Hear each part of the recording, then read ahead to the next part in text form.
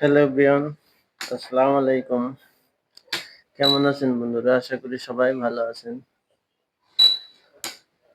নিয়ে আসলাম 40 KG king digital scale. স্কেলের নাম হচ্ছে কিং ডিজিটাল স্কেল। কিং স্কেলের সমস্যা, চার্জ নিচ্ছে না।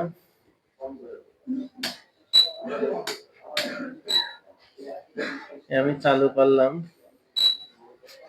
চালু চালু করার সাথে সাথে এই জায়গায় দেখেন 3.10। আপনারা খেয়াল করবেন বারবার 3.10। যদি 3.10 থাকে, সার্কিটে ভোল্ট আছে 6.5 ভোল্ট বা 6 ভোল্টের সার্কিট। এটা 6 ভোল্টের সার্কিটে 4 ভোল্ট ব্যাটারি খাটে।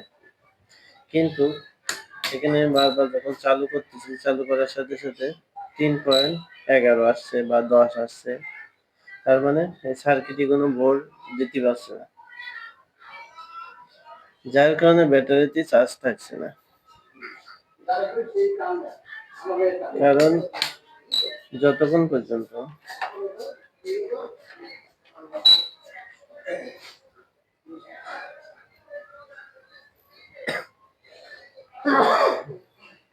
যতক্ষণ পর্যন্ত 6 ভোল্ট না বেরোবে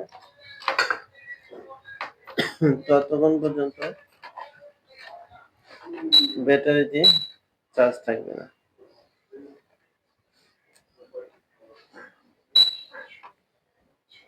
তাহলে সেই ক্ষেত্রে আপনারা কি করবেন?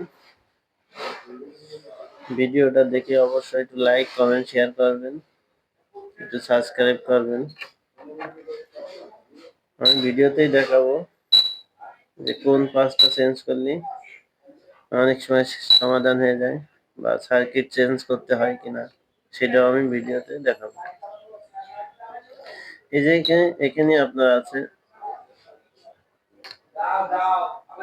733 মাইনাস এ। এই পাঁচটা যদি আপনি পাল্টান তাহলে অবশ্যই মেশিন ঠিক হয়ে যাবে।